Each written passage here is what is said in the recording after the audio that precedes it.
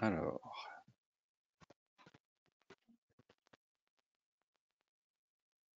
messieurs, dames, bonjour. Est-ce que vous m'entendez? Bienvenue dans ce webinaire. Je vais demander à Caroline Lenoir si elle m'entend au hasard. Est-ce qu'elle peut activer son micro ou bien dans le chat dire qu'elle m'entend correctement?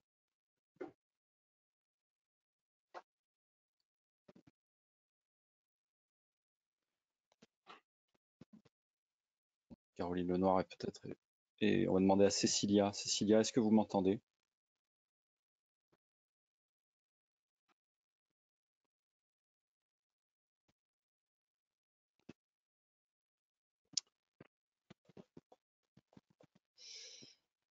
Caroline Lenoir, est-ce que vous m'entendez, s'il vous plaît? Oui, je vous entends. D'accord, très bien. Merci. Excusez-moi pour ce petit protocole technique. Bonjour, je m'appelle Guillaume Vincent. Je travaille au sein du groupe AFNOR au service de la communication. Et mon travail est d'aider Catherine Moutet, ici présente, à faire la communication des sujets énergie liés à l'efficacité énergétique et aux solutions bas carbone du groupe AFNOR. Parmi ces solutions, il y a tout ce qui tourne autour de la norme ISO 50001 et tout ce qui tourne autour des enjeux liés au décret tertiaire. C'est ce qui nous réunit aujourd'hui. Pour la 3e fois cette année, nous avons déjà réuni une centaine de personnes en visioconférence au mois d'avril et au mois de juin sur ce thème du décret tertiaire, avec beaucoup d'explications juridiques, réglementaires et techniques. Et pour cette fois-ci, donc 3e épisode de la série, nous allons faire un focus sur le public, puisque le décret s'intéresse aux bâtiments de plus de 1000 m², mais pas seulement privés, également publics. Et pour cela, nous avons trouvé intéressant de donner la parole à plusieurs détenteurs de patrimoine public concernés par le décret, en l'occurrence un groupement hospitalier, celui de l'APHP Nord, groupement GHU Nord, oui c'est ça, en la personne de Moussa Touré et Sarah Bertolino, qui vont vous expliquer comment ils se sont mis en marche pour le décret tertiaire. Madame Bertolino, vous m'entendez toujours? Je vous entends toujours. D'accord. Et puis, côté collectivité locale, nous allons partir dans l'Essonne, dans la ville de Massy, j'allais dire Massy-Palaiseau, mais c'est parce que je prends tout le temps le TGV, en la personne de Caroline Herbert qui va raconter, elle, comment le décret tertiaire se négocie et se met en branle dans tous ses services techniques et le patrimoine de la commune. Et je vais m'arrêter là, juste pour vous dire que cette session est enregistrée, que vous pourrez écouter le replay plus tard sur Internet. Nous devons normalement accueillir une quarantaine de personnes, hein, ça commence à être l'effet vacances, mais encore 40 personnes se sont intéressées à la chose aujourd'hui. Et une dernière chose pour vous dire qu'il ne faut pas hésiter à poser vos questions dans le chat. Je vais me charger de la modération. Voilà, et puis bien sûr, on n'attendra pas la fin hein, pour vous donner la parole. Et je sélectionnerai quelques questions pour les poser à nos orateurs, oratrices. Et la première d'entre elles, c'est Catherine Moutet. Catherine Moutet, je te laisse le micro, je te passe la présentation PowerPoint et c'est à toi de jouer. Bon séminaire, bonne webconférence. Merci Guillaume pour ces mots d'introduction. Alors c'est vrai qu'aujourd'hui, j'ai le grand plaisir de partager l'antenne avec deux organisations qui se sont lancées donc, dans la mise en œuvre de ce décret tertiaire. Je fais une petite introduction pour ceux qui n'auraient pas assisté aux conférences antérieures. Peut-être prochaine diapositive. Donc, en attendant que la diapositive se charge, je suis donc Catherine Moutet, je suis responsable du département AFNOR Énergie Ingénierie, que vous voyez apparaître là au centre de la slide. Donc, on a une activité de conseil et puis en fait, je pilote toute la réflexion autour de la transition énergétique du groupe AFNOR. Alors, ce groupe AFNOR, qu'est-ce que c'est? C'est un groupe associatif centré sur l'association AFNOR qui porte deux des métiers du groupe. Le métier de la normalisation, puisque nous sommes l'éditeur français nous sommes le producteur français des normes françaises, mais également nous centralisons les normes internationales et européennes, et nous avons un métier d'éditeur de ces fameuses normes, hein, qui sont publiées sous AFNOR Éditions. Également, donc AFNOR Éditions publie un certain nombre d'ouvrages de spécialistes. Nous avons également le métier donc de formation et de certification porté respectivement par AFNOR Compétences et AFNOR Certification.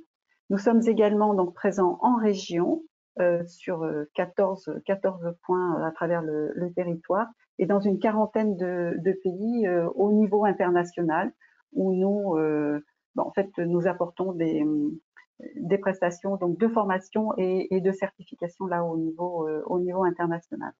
Donc passons maintenant dans le vif du sujet, peut-être le décret tertiaire. Donc le décret tertiaire, nous avons décidé de nous organiser pour diffuser de l'information tout au long de l'année 2021, et Dieu sait s'il y en a. Il y a une vraie actualité sur cette réglementation. Donc nous sommes à l'épisode 3 de notre série de webinaires, donc le 13 juillet, et donc il y en aura un 4e le 14 septembre, plus focalisé sur les besoins de l'industrie, parce que l'industrie est également concernée, puisqu'il y a sur les sites industriels des bâtiments tertiaires. Et au niveau de l'épisode 5, donc en novembre, on parlera plus donc d'approche collective sur ce décret, et puisque nous avons une norme qui donne donc des bonnes pratiques autour du management de l'énergie en groupement. Voilà, alors le décret tertiaire en bref, il émane en fait, il s'agit de la mise en œuvre de l'article 175 de la loi Elan, qui maintenant a presque donc 3 ans. L'article 175 donc qui a donné ce décret. Ce décret publié donc en octobre 2019 et qui actuellement donc donne lieu à des arrêtés qui progressivement sont mises à jour avec de nouvelles données. Quelle est l'essence en fait de cette réglementation?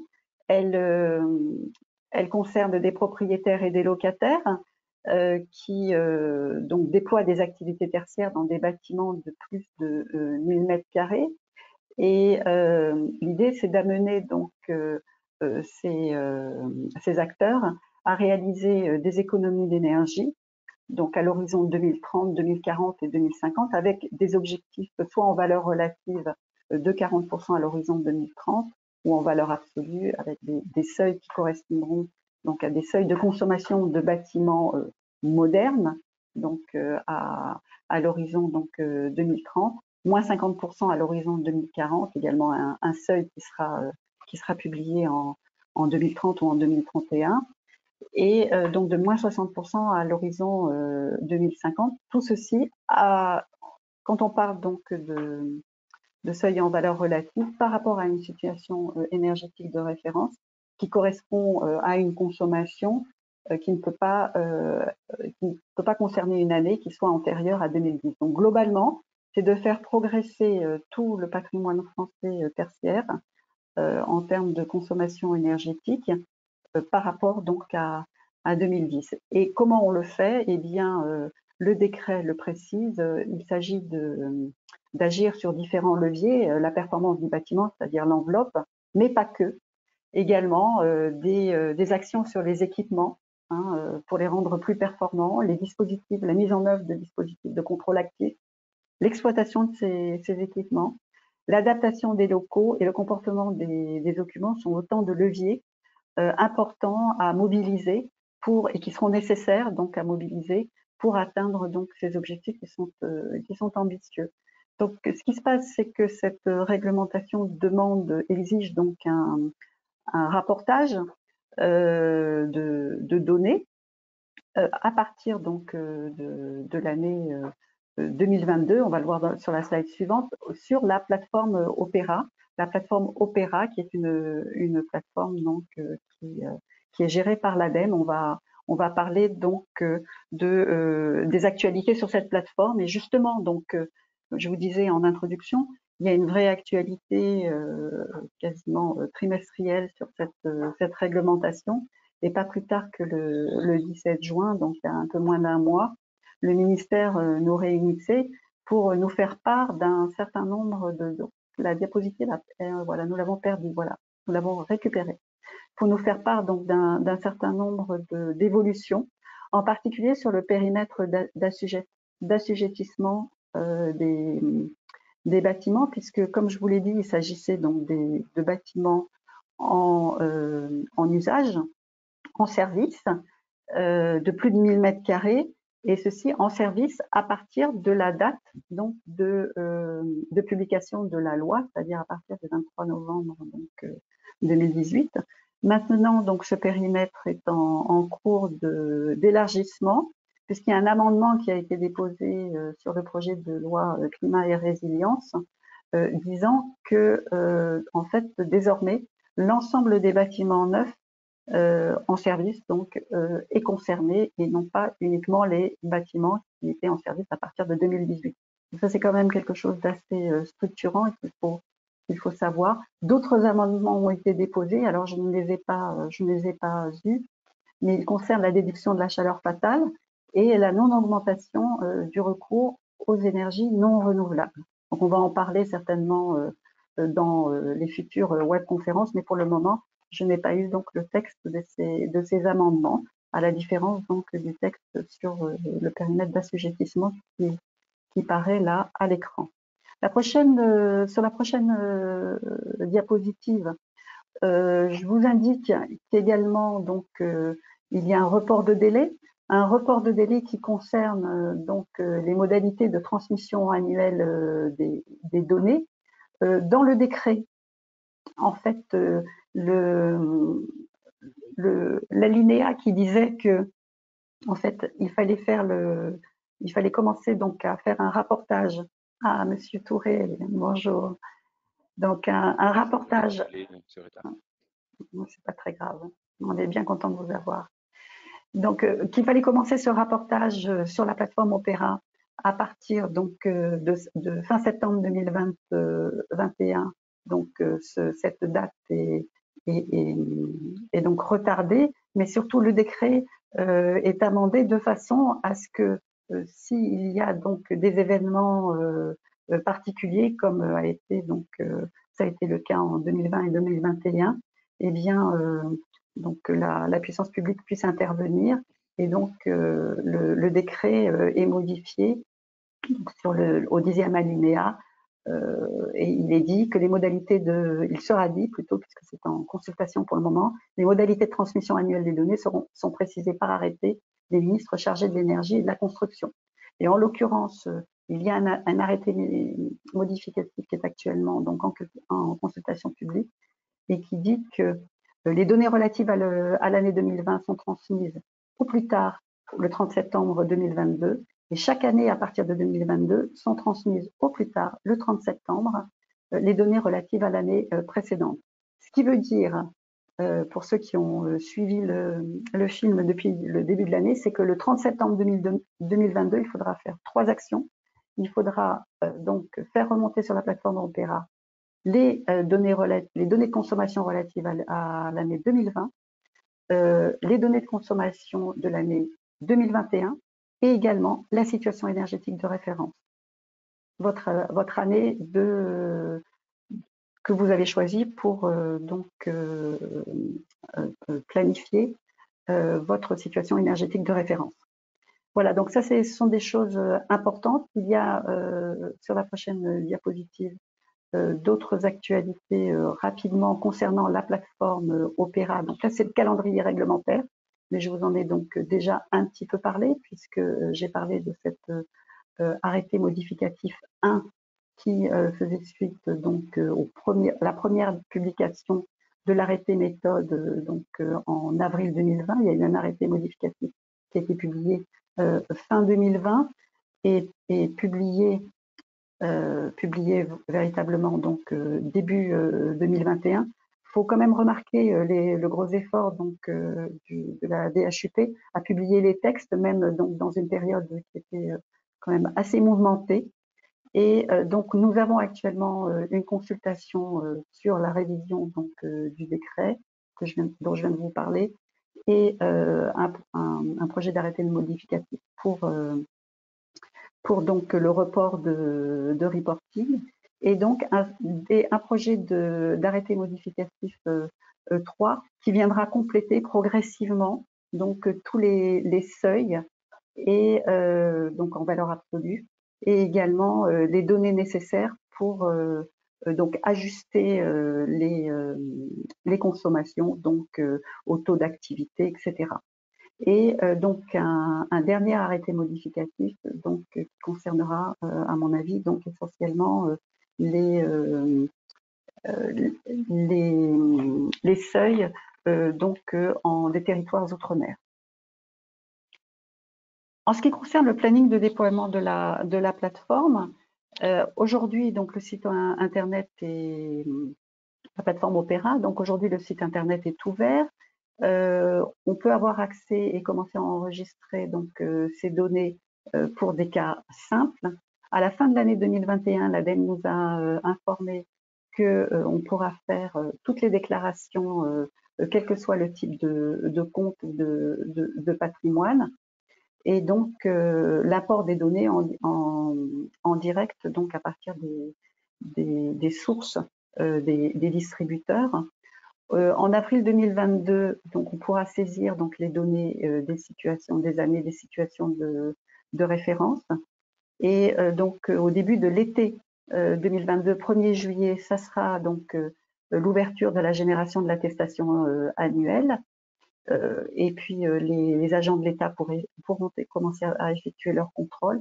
Et début janvier 2023, eh bien ça sera donc toutes les ouvertures et possibilités d'interfaçage avec, vous savez, ces dispositifs de logiciels de gestion de données qui pourront directement verser donc avec les bonnes API donc des consommations donc des assujettis vers la plateforme et l'ADEME sera en capacité début 2023 donc à publier ses premiers benchmarks.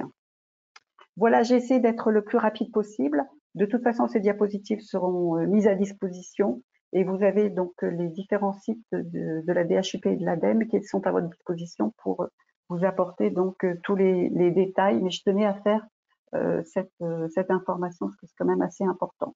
Est-ce que vous avez des questions ?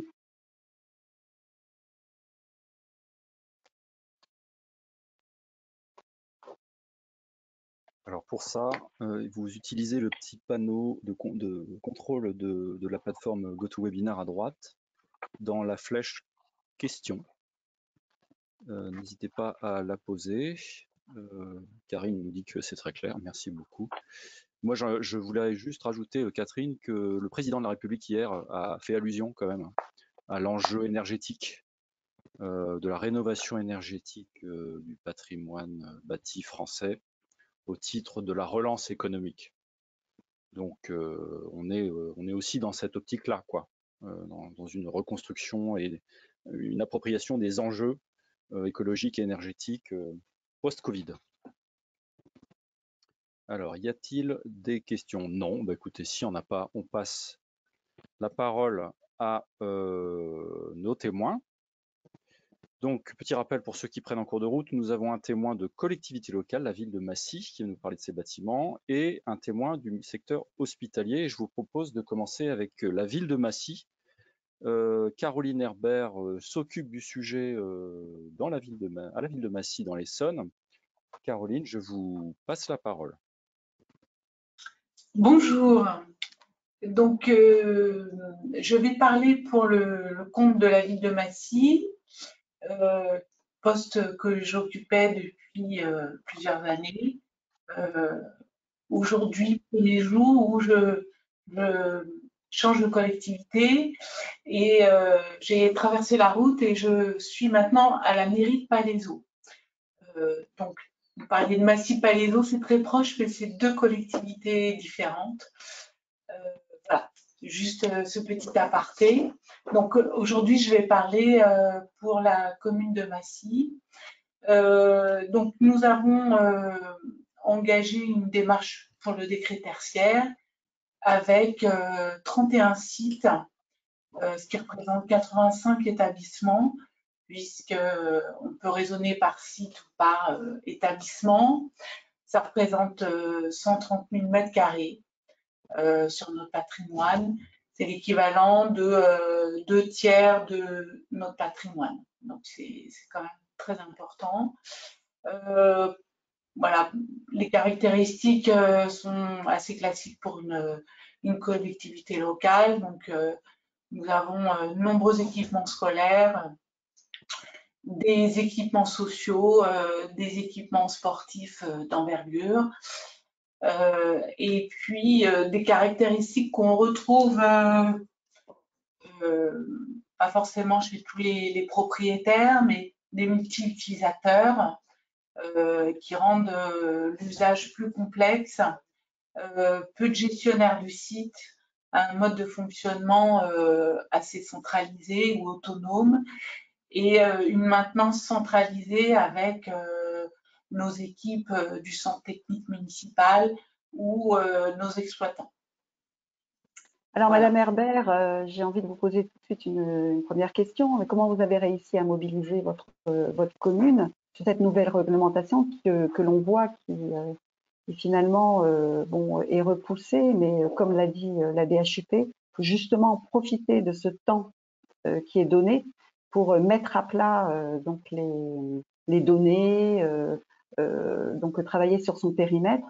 Mais bon, vous savez, tout le monde le fait. On prend les choses un peu toujours au dernier moment, tellement on a de choses à faire dans notre routine quotidienne. Et comment vous avez réussi à mobiliser la commune de Massy? Expliquez-nous ça avec vos mots, c'est important. D'accord. Alors, je suis chargée de mission suivi des flux et démarches énergétiques sur la commune depuis 5 ans. Donc, ça fait quelques années que je mets en place des outils de suivi pour bien maîtriser notre suivi énergétique. On a quand même un budget de l'ordre de 4 millions d'euros sur ce sujet. Donc, ça mérite d'y passer un peu de temps et puis de lancer des process et une méthodologie pour savoir de quoi on parle. Donc, quand j'ai pris ce poste, ça a été l'un de mes premiers travaux, c'est de la méthodologie, de la mise en place d'outils pour gagner du temps, avoir des visions globales et puis apporter une aide à la décision. Et donc, c'est avec peu de moyens que j'ai travaillé, peu d'outils, enfin, avec quand même quelques outils de suivi avec nos plateformes de fournisseurs,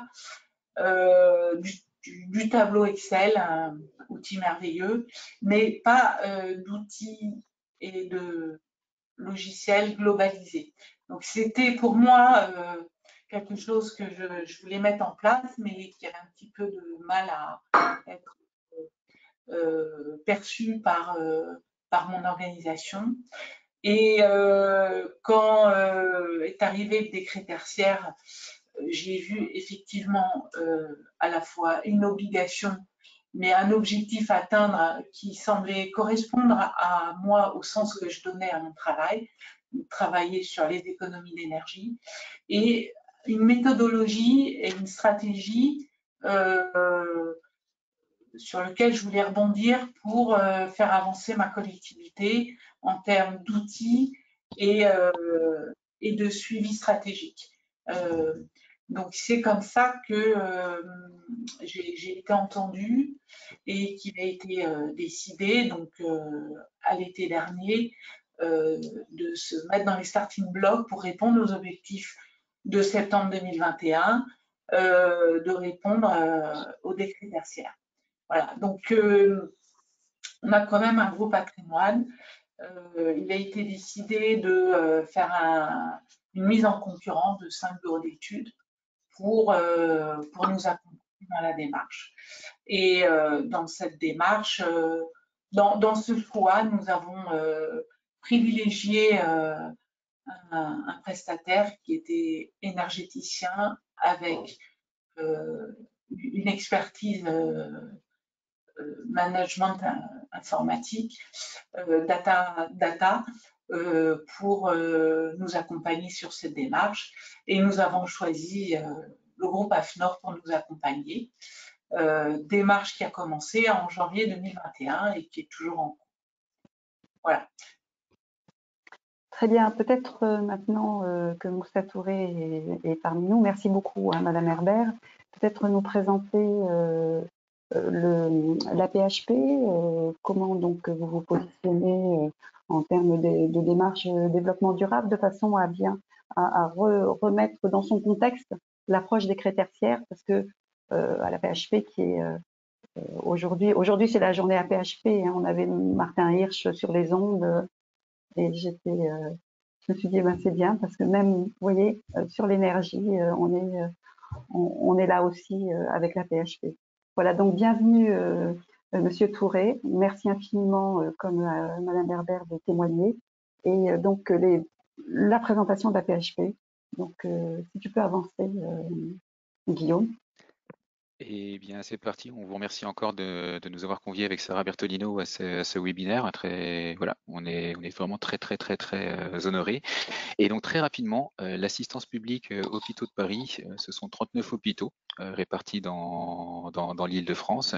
Et le groupe hospitalier GHU PHP Nord, auquel on appartient avec Sarah Bertolino, regroupe aujourd'hui 8 hôpitaux et un EHPAD. Donc vous avez une carte là qui vous présente l'ensemble des 6 groupes hospitaliers universitaires qui constituent l'assistance publique hôpitaux de Paris. Et si vous prenez la petite banane verte qui est au nord, qui va de l'hôpital Robert Debré dans le 19e, partie est jusqu'à Louis Mourier, à Colombes sur la partie ouest, et puis l'EHPAD qui est à Villiers-le-Bel, à Délé-de-Val, ça représente un territoire qui fait un peu plus d'1 million de mètres carrés et qui est donc particulièrement étendu puisqu'il touche trois arrondissements et trois communes limitrophes, Clichy, Villiers-le-Bel et Colombes. Donc voilà, donc après on reste des établissements de soins avec énormément de disciplines hospitalières et donc un côté un peu multi-activité qui a été décrit par Madame Herbert aussi tout à l'heure. Et donc avec Sarah Bertolino, nous on fait partie de la direction investissement maintenance.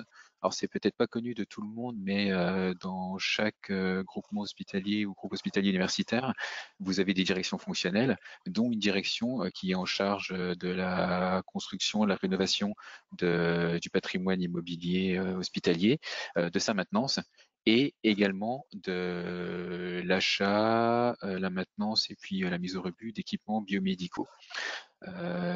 Donc voilà, donc on fait partie de cette direction et dans le cadre de ces missions, on a également une mission de co-gouvernance sur le développement durable. Et là, on a une petite diapositive qui vous présente les 5 axes majeurs que nous avons traduits. Donc on ne va pas s'apesantir forcément dessus, mais vous avez la mobilité, les déchets, bien évidemment l'énergie qui est le cœur de notre discussion aujourd'hui, où on a des enjeux d'optimisation des consommations énergétiques. Je vous le disais, 1 million de mètres carrés avec des contraintes réglementaires et des contraintes du Code de la santé qui font qu'on doit consommer énormément d'énergie pour soigner des patients qui sont immunodéprimés, par exemple, que l'on doit avoir nos propres cuisines, faire fonctionner des équipements lourds comme des IRM, des scanners, font qu'on a forcément en base des consommations énergétiques qui sont importantes. Et si vous avez eu l'occasion de lire la dernière rapport du Shift Project, on est responsable, le milieu hospitalier de manière générale est responsable de plus de 5% des émissions de gaz à effet de serre au niveau national. Donc ça représente un chiffre quand même assez conséquent. Et donc on a ce devoir de pouvoir optimiser les consommations énergétiques et de ne pas générer de gaspillage. Donc les bâtiments que l'on construit doivent être également éco-responsables et on s'est fixé un objectif d'économie d'énergie. Et les 2 autres piliers sont donc des actions sociales et la santé durable. Donc sur les actions sociales, là aussi, tout ce qui est lié à la biodiversité et puis au fait de pouvoir fédérer des équipes au niveau de la qualité de vie de travail. Et la santé durable, c'est de travailler sur certaines disciplines médicales et de voir comment on peut les rendre plus vertueuses. Donc avec des maternités écologiques, avec des blocs durables sur lesquels on intervient sur le tri des métaux, sur la ventilation, le chauffage et sur également tous nos transports logistiques. Donc voilà, 5 axes majeurs on décline et donc sur lesquels on est particulièrement mobilisé. Bien, merci. Donc, on repart donc vers Massy. Et si Madame Herbert voulait nous donner l'organisation de l'étude que vous avez lancée donc depuis le début de l'année, puis nous donnerons la parole donc aux représentants de l'APHP Nord pour eux-mêmes décrire le déroulé de leurs actions réalisées jusqu'à présent. Oui, alors je vais donner un petit peu le déroulé depuis septembre 2020. Donc, effectivement, la détermination de notre cahier des charges, enfin, comme tout gros projet, est essentielle pour bien définir notre périmètre d'intervention, donc avoir une bonne lecture de la loi, puisqu'on peut quand même la lire de plusieurs façons. Enfin, aujourd'hui, c'est un petit peu plus précis, mais effectivement, entre les sites, les établissements, si on est propriétaire ou pas, voilà. Donc, à la fois pour déterminer, pour choisir notre bureau d'études, c'est important de bien maîtriser notre patrimoine, à la fois les sites, et effectivement décliner par source d'énergie, par type de comptage, pour avoir une bonne maîtrise de ces données. La deuxième étape qui est essentielle et qui fait peur un petit peu à tout le monde, c'est effectivement le recueil des données, puisqu'aujourd'hui, la loi nous permet de remonter jusqu'à 2010 pour prendre des dates de référentes qui seront prises en compte sur le site Opéra. Alors, nous, on a pu effectivement revenir quasiment à 2010, chose qu'on ne pensait pas forcément tout à fait possible, eu égard aux bases de données que nous avions, aux archivages que nous avions. En 2010, on n'était pas encore sur de la numérisation. Il faut savoir qu'il faut compter que sur nous-mêmes et pas sur nos fournisseurs pour voir sur des durées aussi longues. Voilà, donc c'est une étape indispensable pour gagner, pour bien maîtriser notre patrimoine, et également il y a des enjeux financiers non négligeables qu'il faut avoir en tête pour le choix des années qui seront prises en compte. Donc, les années à prendre en compte, je le rappelle, ce sera les années les plus consommatrices. Et d'une année à l'autre, on peut atteindre plus ou moins facilement les 40%. Enfin, c'est pas facilement, mais voilà, avoir des références intéressantes. Donc, c'est une démarche qui est longue et fastidieuse, auquel AFNOR s'est plongé. Il nous a bien accompagnés là-dessus. Donc, ça a été un pointage mois par mois sur tous les flux que nous avons utilisés. AFNOR, effectivement, nous a accompagnés sur la méthodologie. Voilà, enfin, c'était important d'avoir cet accompagnement structuré, méthodologique, facilitateur. Mais les données en soi, c'est nous qui les avons fournies. Et voilà, ce que je voulais préciser, c'est que ça demandait un travail pour notre bureau d'études, mais chez nous aussi. Moi, je vais estimer à une demi-journée par semaine, une demi à une journée sur 2 mois, rien qu'à ce sujet-là, sur la saisie, la vérification des données, la recherche d'archivage. Donc, c'est pas négligeable. Il faut avoir en tête qu'il faut s'impliquer si on veut vraiment avoir des données pertinentes. Et oui, le point que j'évoque, c'est que sur les 80 sites que nous avons, bon, c'est une vision globale hein, qui n'est pas affinée, mais on a entre 40 et 50% des dates référentes qui sont antérieures à 2014. Donc, alors ça dépend de l'histoire de nos bâtiments, de l'histoire de leur maintenance, de leur rénovation, mais c'est important de remonter le moins possible pour avoir les meilleures années. Voilà. Et nous avons demandé aussi à Merci, Madame Herbert. Merci beaucoup.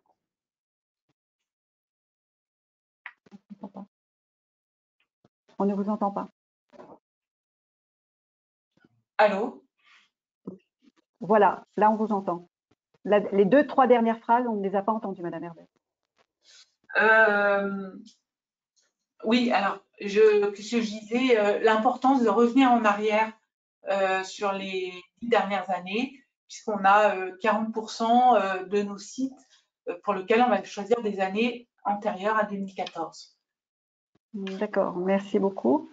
Je vois que Sarah Bertolino vous écoute très attentivement et on va parler justement donc des leviers d'optimisation qui ont déjà été mis en place donc au niveau du GHU Nord. Je vous laisse la parole, Madame Bertolino. Merci beaucoup. Donc, bonjour à tous et toutes. Donc, le GHU Nord, en termes de consommation énergétique, en 2020, on a atteint 220 millions de kilowattheures, toute énergie confondue, ce qui représente une facturation de 18 millions d'euros, qui n'est pas négligeable. Donc, à savoir qu'en termes de mix énergétique, sur le GHU Nord, on se retrouve avec essentiellement de l'électricité et du chauffage urbain. Sur les 8 hôpitaux, on a un seul hôpital qui est encore au gaz. Donc, pour le coup, le GHU Nord est un GHU qui est assez moteur en ce qui concerne les sujets axés sur l'énergie et le développement durable, comme l'a évoqué tout à l'heure Monsieur Touré. Et donc, on a plusieurs pistes qui ont été prises là-dessus, notamment la norme ISO 50001. Donc, on a eu 2 hôpitaux qui ont été certifiés en 2017, donc l'hôpital Lariboisière et l'hôpital Saint-Louis, donc tous deux sous la version 2011. Et donc, les 3 enjeux centraux à cette certification ont été donc une optimisation des consommations énergétiques, une réduction de l'impact environnemental des 2 hôpitaux, et puis une exemplarité auprès des autres groupements hospitaliers de la PHP. Donc, il y avait vraiment ces 3 enjeux-là qui ont drivé, si je puis dire, cette mise en place-là de certification. Donc, malheureusement, du fait de la crise sanitaire en 2020, les certifications n'ont pas pu être renouvelées. Par contre, là, nous avons travaillé, donc à partir de l'été 2020, sur une refonte du système de management de l'énergie de l'hôpital de Lariboisière. Donc, ça, c'est très récent. L'hôpital a été certifié là, il y a une semaine et demie. Donc, on a une deuxième certification. Merci beaucoup. C'est un travail d'équipe, hein, je tiens à le préciser. Donc, voilà, on est parti sur une deuxième certification de l'hôpital Lariboisière. Donc, on est parti sur une refonte totale de notre système. Donc, il a fallu redéfinir les usages énergétiques significatifs de l'hôpital et ses indicateurs de performance énergétique pour suivre l'évolution de ces usages-là.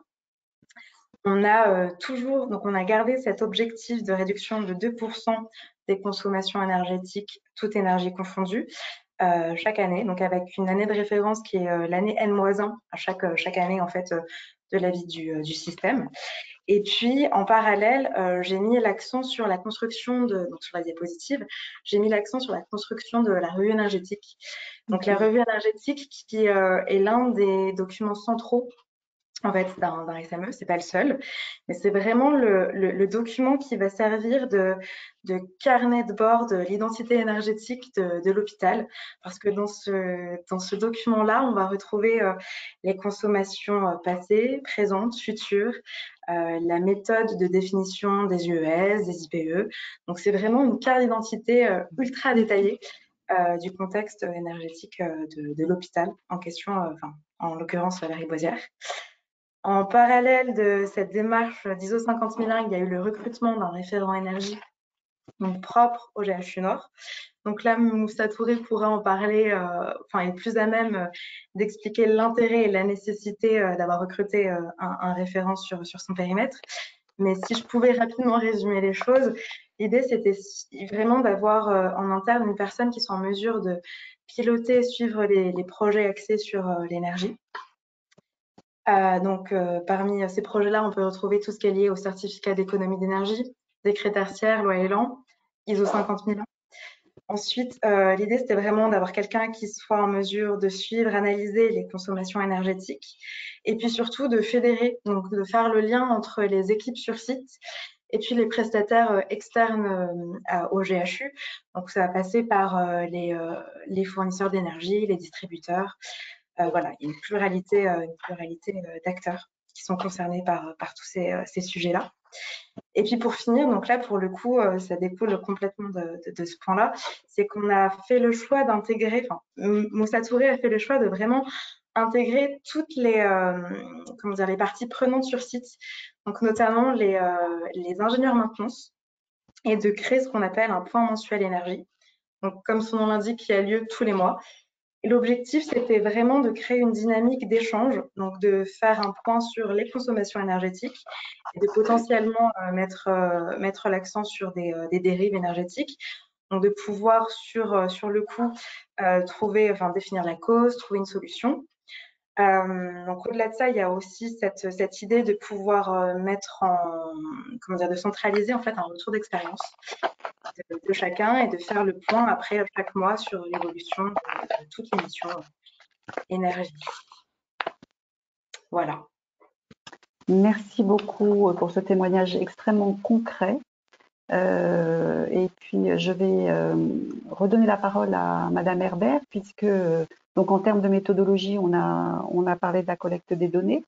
Vous mentionniez sur votre slide précédente également qu'il y a une méthodologie de sélection de certains bâtiments vraiment représentatifs, hein, n'est-ce pas, pour y mener des audits énergétiques très poussés. Et je rappelle qu'un audit énergétique, c'est quand même assez proche d'une revue énergétique, mis à part que la revue énergétique, on se situe donc dans le temps. Pour un audit énergétique, c'est souvent donc une photographie à l'instant T.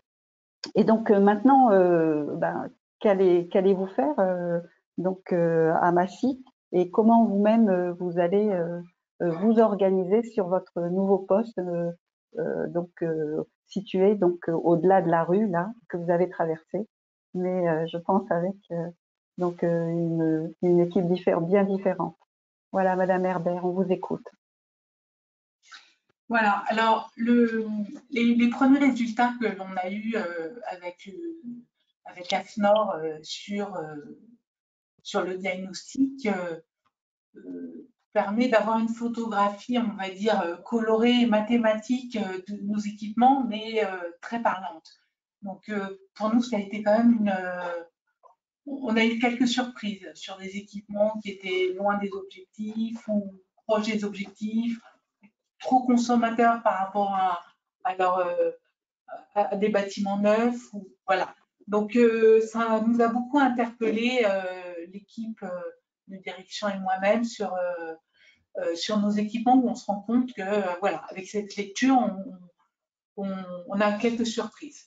Donc là, le travail de cet été, c'est effectivement avoir une lecture précise de nos équipements et des résultats, et voir les grands axes d'intervention, qui, je rappelle, sont, on va dire, à court terme, c'est tout ce qui concerne la maintenance, l'instrumentation, et puis les travaux plus lourds de réhabilitation à programmer, etc. Et puis aussi les dérogations, parce qu'on a des bâtiments, on est un petit peu dans l'impasse. Enfin, voilà, il y a tout ce décortiquage à faire qui est très intéressant à faire. Et puis aussi, bon, là, on est sur davantage de la stratégie, définir les sites prioritaires sur lesquels on va vraiment s'investir, et ceux où on va être plus sur de la maintenance, du travail avec l'utilisateur. Voilà. Donc, tout ce travail, c'est un travail qu'on va faire cet été, enfin, que mes anciens collègues vont faire cet été, pour faire des propositions à notre direction générale et à nos élus. Sur ça, je précise qu'effectivement, parallèlement, on a demandé à AFNOR de nous faire des diagnostics patrimoniaux sur 4 sites, on va dire, reproductibles sur d'autres bâtiments, comme des groupes scolaires, des gymnases, et qui vont nous aider à déterminer notre plan d'action, les enveloppes budgétaires et le calendrier à mettre en place. On a une petite dizaine d'années. Voilà. Donc, ça, c'est le programme pour les 6 prochains mois. Avec toujours, nous, l'idée, c'était quand même de finaliser ça pour la fin de l'année. Voilà. Donc, j'ai envie de dire, là, on passe à la phase assez passionnante de stratégique, mais en même temps lourde, hein, puisque bon, il faut tout décortiquer et puis avoir un programme d'action clair, pertinent pour nos décideurs, nos élus sur ce sujet, et puis annoncer quelques enveloppes budgétaires sur ce sujet. Voilà. Et puis, pour terminer sur la mairie de Palaiseau, où je vais être très prudente parce que je ne démarre qu'aujourd'hui, il va y avoir ce travail à effectuer, forcément. Mais Palaiseau a déjà en parallèle engagé un certain nombre de démarches et notamment travaillé sur ces 17 sites les plus consommateurs avec des contrats de performance énergétique, donc qui sont déjà dans la démarche de rénovation et de surveillance, de suivi des économies d'énergie déclinées sur ces contrats. Merci Madame Herbert. Avant de passer la parole donc aux représentants de la PHP Nord, je voudrais revenir sur la méthode qu'on a déployée donc Afnor Énergie Ingénierie à Massy et que l'on prône auprès des clients qui nous interrogent sur le décret tertiaire. S'il y a un message que je veux faire passer, c'est que ce n'est pas nécessaire de lancer des audits énergétiques ou des études énergétiques sur tous les bâtiments. Il faut travailler plus intelligemment, entre guillemets, hein, voilà, c'est-à-dire en choisissant vraiment, en essayant de faire des modèles finalement de plans d'action, hein, à partir d'audits énergétiques très travaillés sur certains sites qui sont stratégiques ou qui sont particuliers et après finalement par la méthode d'échantillonnage donc appliquer ces stratégies de rénovation à d'autres. Parce que là on gagne de l'argent, on gagne du temps et puis en même temps on fait monter en compétence les équipes internes et du coup bon c'est moins onéreux et ça fait monter en compétence, il y a un partage et les équipes internes sont vraiment impliquées après. Voilà. Parce que c'est quelque chose qu'on discute avec nos clients et puis un certain nombre ont déjà lancé des appels d'offres, etc. Ils nous disent ah mais c'est bien votre méthodologie, mais finalement ça répond pas à mon cas. C'est ridicule si vous voulez de faire des milliers d'audits énergétiques comme ça à 2 jours, alors que sur le décret tertiaire, sur les 50 000 choses comme ça, on a besoin vraiment de plus travailler. Il vaut mieux faire de la qualité sur certains sites et puis après reproduire et quitte à améliorer hein, après les préconisations. Voilà, c'était mon petit message et je laisse la parole donc à PHP Nord parce qu'il est déjà 49, mais nous avons presque terminé, on va pouvoir accueillir les questions. Donc, perspective et décret tertiaire. À vous la parole. Merci beaucoup. Donc, nous ne l'avons pas précisé précédemment, mais nous avons donc un siège à la PHP qui gère toutes les thématiques institutionnelles, en l'occurrence là ici le décret tertiaire. Et donc, le siège a été intégré dans un groupe de travail depuis quelques années maintenant, qui s'appelle la Commission Ingénierie et Architecture, qui regroupe 9 hôpitaux, enfin 9 CHU de France. Et l'idée, c'était de mettre en commun toutes les informations liées à la performance énergétique de chacun des hôpitaux. Donc, il y a vraiment eu un brainstorming sur ce qu'allaient impliquer les exigences de ce décret-là. Et donc, à l'issue de ces groupes de travail-là, il y a eu 3 activités qui ont été définies, donc 3 activités hospitalières qui vont être suivies en fait dans le cadre de la loi Elan. Donc, à savoir les zones d'environnement maîtrisé qui regroupent les plateaux techniques, les réanimations, les laboratoires classés, les salles blanches. La deuxième activité, ce sera celle des process avec les blanchisseries, les laboratoires, les cuisines centrales et la stérilisation. Et le troisième, tout ce qui est lié au tertiaire, donc l'hospitalisation, les consultations, l'administration et la logistique. Donc, le choix qui a été fait a été, en fait, les valeurs cibles seront des valeurs absolues. Donc, ce sont, Madame Moutet en a parlé tout à l'heure en début de webinaire, ce seront des ratios qui vont être suivis. Donc, en l'occurrence, pour les M et le tertiaire, on sera sur du kilowattheure par mètre carré. Et par contre, pour le process, là, on aura une pluralité de ratios. Donc, en fonction, typiquement, pour la cuisine, on sera sur des kilowattheures par repas. Pour la blanchisserie, des kilowattheures par tonne. Enfin, voilà.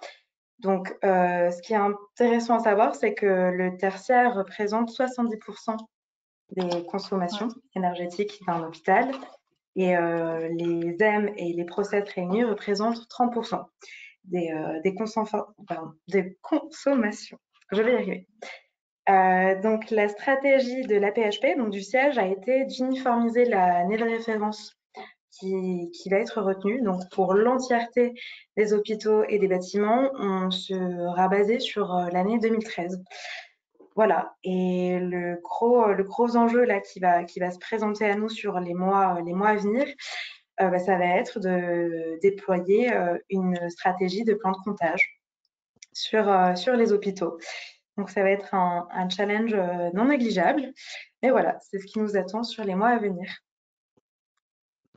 Écoutez, bon courage, c'est extrêmement clair et c'est des informations que je n'avais pas. Je suis très étonnée aussi de ce ratio, 30-70.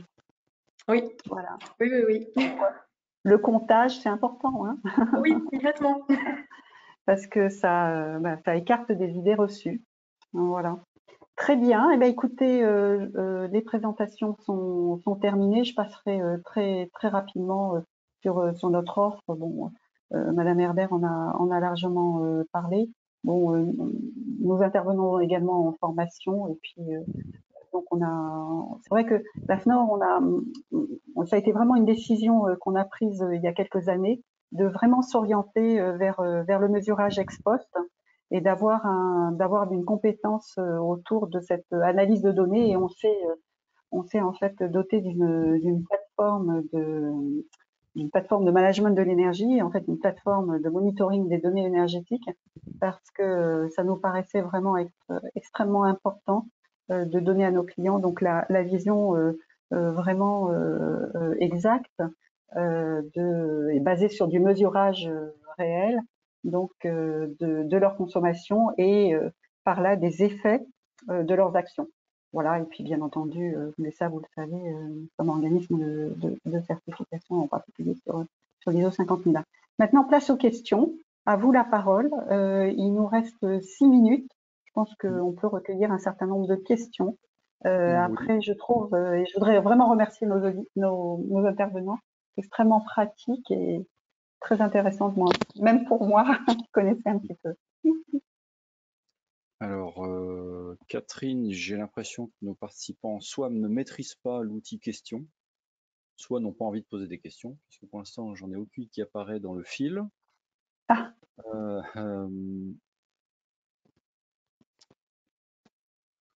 Alors moi j'en ai une en fait pour attendre les questions donc des participants qui s'adresse à Sarah Bertolino et à Moussa Touré, c'est-à-dire que en 2017 quand vous aviez eu votre première certification et vous aviez communiqué sur cette belle récompense, vous aviez déjà le projet d'un équipement important en outil de comptage, si mes souvenirs sont bons.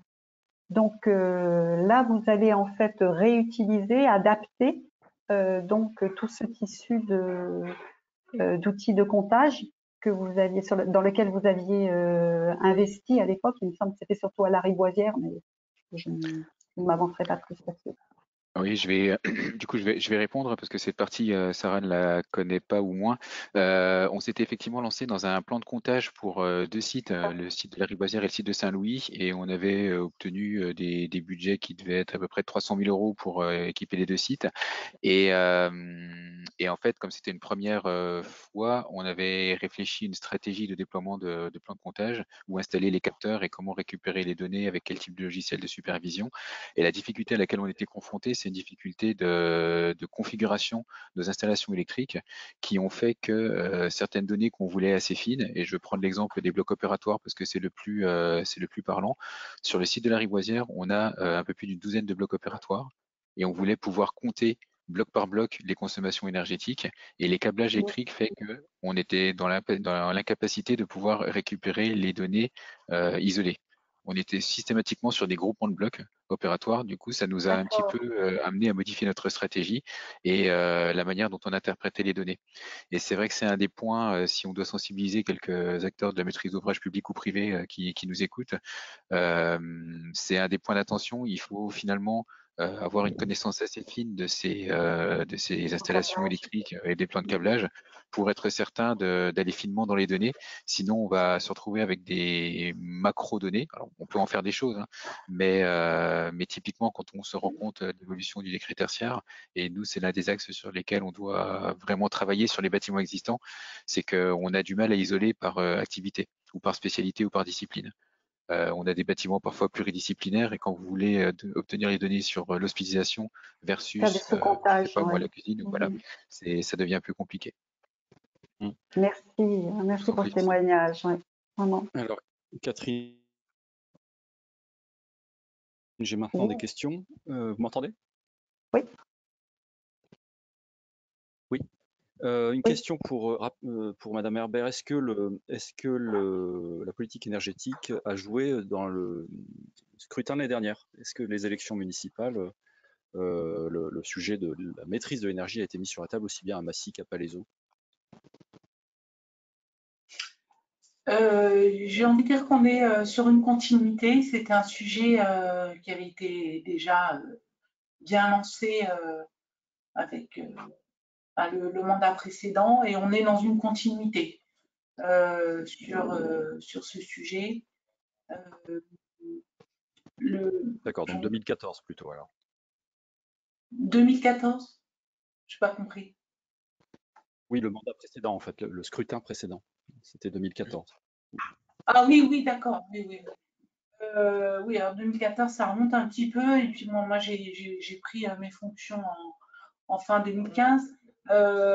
Effectivement, c'est vraiment le démarrage de la prise en compte de cette démarche. J'ai quand même envie de dire qu'au départ, c'est une prise en compte de la facture énergétique et du besoin de réduire nos coûts de fonctionnement qui a motivé peut-être nos décideurs et puis qui s'est lié effectivement après au besoin d'œuvrer sur l'énergie. D'accord. Merci Madame Herbert. Nous avons deux questions pour la PHP. D'une part, qui est une question assez rigolote, est-ce que l'arrivée massive de patients Covid a bousillé vos objectifs? Parce qu'il a fallu allumer des lumières, il a fallu créer toute la logistique Covid. Est-ce que vous êtes à la rue, entre guillemets, sur votre feuille de route énergétique? Ah, eh bien, on va pouvoir faire une réponse à deux voix. Je commence par répondre non, nous ne sommes pas à la rue. Ça a effectivement eu c'était une des questions qui étaient posées. Pour faire très très court, on a dû transformer nos hôpitaux en réanimation géante, mais on a également massivement déployé le télétravail, et ça fait partie des questions qu'on s'est posées justement pour savoir s'il y aurait eu un impact de la crise sanitaire. Et je vais laisser Sarah Bertolino compléter parce que c'est elle qui a fait cette étude et qui va pouvoir vous livrer les conclusions.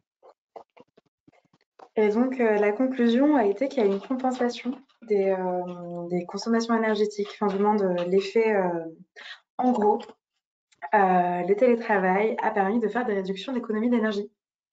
des réductions d'économie d'énergie qui ne veut strictement rien dire. Mais on a réussi à rentrer dans notre objectif de 2% de réduction d'énergie entre l'année 2019 et l'année 2020. Donc, on a atteint une réduction de 2,4% pour être plus précis. Donc, il y a vraiment eu une compensation à ce niveau-là grâce au télétravail.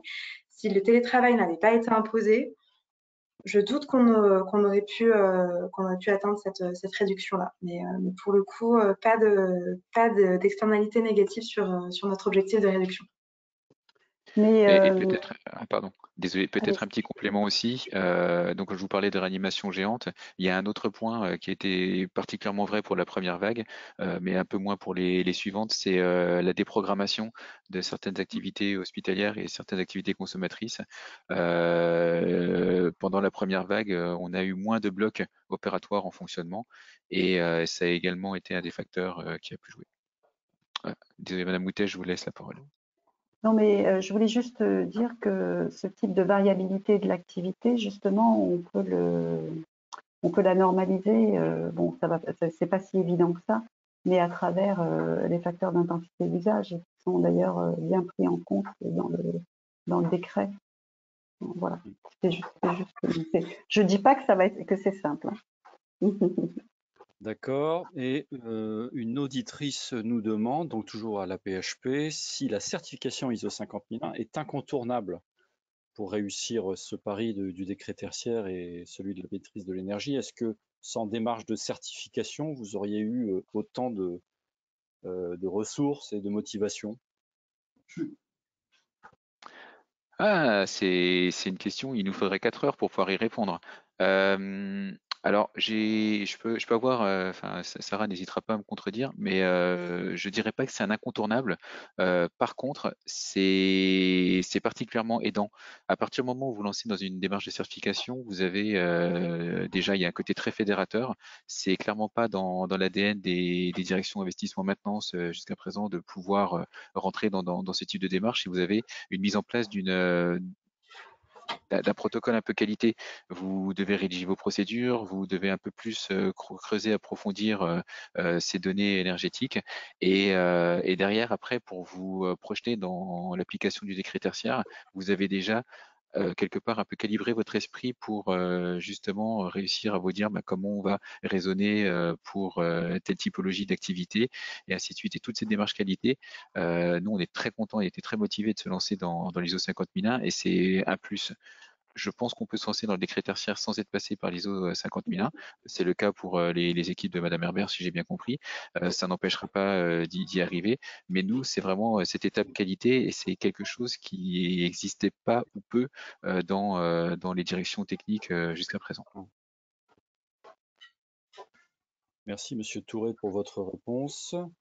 Catherine, j'ai une question pour toi d'une personne qui n'a pas bien compris le périmètre du décret.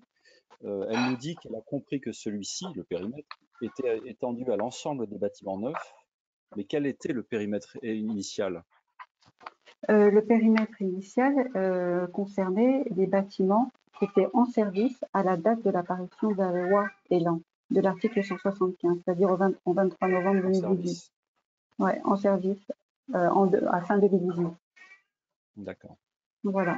Maintenant, tous les bâtiments neufs rentrent dans la démarche et devront donc, à partir du moment où ils ont en fait une année de consommation disponible, et bien faire du reporting et suivre l'évolution donc de leur consommation. Alors là, bien entendu, des bâtiments neufs, on peut penser qu'ils iront plutôt vers des objectifs en valeur absolue. Parce que normalement, un bâtiment neuf, il est déjà quand même mieux qu'un bâtiment qui aurait été construit, je ne sais pas moi, en 2012 ou voire en 2000. Voilà. D'accord. Excusez-moi, j'ai mon chat qui est Voilà. passionné d'énergie. Écoutez, il est 12h05, le flux de questions est épuisé. Peut-être la PHP veut-il interroger Massy, ou bien Massy veut-il interroger la PHP? Et puis nous conclurons cette webconférence. Alors, j'aurais peut-être plus tendance à encourager Massy et puis la commune à côté aussi. On trouve ça vraiment ça très très bien que des collectivités soient particulièrement partie prenante dans les démarches environnementales. Donc un bon courage à vous. Et j'aurais peut-être une petite question sur le dimensionnement des équipes, juste pour me rendre compte un petit peu de ce que ça représentait en termes de synergie à créer. Vous avez une bonne question effectivement sur les équipes qui sont impliquées sur ce sujet. Comme j'étais presque toute seule, on va dire, sur le sujet. Donc, c'est effectivement ça manque encore sur nos organisations de transversalité et de portage du sujet entre les grandes directions. C'est un sujet évidemment qui interpelle tout le monde, tout le monde est d'accord, mais tant que ça n'impacte pas tant sur ses usages que sur les budgets de fonctionnement. Donc c'est vrai que ça demande un portage hiérarchique et pour nous, des élus, indispensable pour vraiment œuvrer collectivement. Et effectivement, il faut un système de management énergétique pour vraiment mobiliser les directions, avoir des référents, utiliser les mêmes outils, avoir le même et ça, c'est un gros travail. C'est une culture. Merci Madame Herbert. Catherine, je te laisse conclure en rappelant à nos auditeurs que le prochain rendez-vous pour parler du décret tertiaire, c'est le 14 septembre. J'ai effacé par erreur, voilà. Le 14 septembre où nous ferons un focus industrie comme nous avons fait un focus aujourd'hui sur le public. Parce que mine de rien, le décret tertiaire, ça concerne aussi une certaine frange de l'activité industrielle, par exemple les sièges sociaux. Donc ça, on en parlera en septembre. Je te laisse conclure, Catherine, et je vous dis au revoir. Merci Guillaume. Merci infiniment à nos intervenants. Vraiment, je trouvais que c'était passionnant ce que vous disiez. Et je pense que moi, personnellement, en tout cas, je trouve que l'objectif de cet épisode 3 est atteint. Merci beaucoup. Merci pour votre temps. Je sais que vous n'en avez pas tant que ça, puisque vous êtes à fond dans la maîtrise des consommations et puis pour certainement d'autres activités. Merci beaucoup. Merci à Sarah qui nous a rejoint malgré qu'elle était en vacances. C'est comme quoi elle est motivée. Merci infiniment et on a besoin de gens motivés sur ces sujets qui sont passionnants et d'avenir, comme vous le savez. Merci beaucoup encore. À bientôt. Et puis, bon appétit. Au revoir. Au revoir. Au revoir et bel été. Bel été.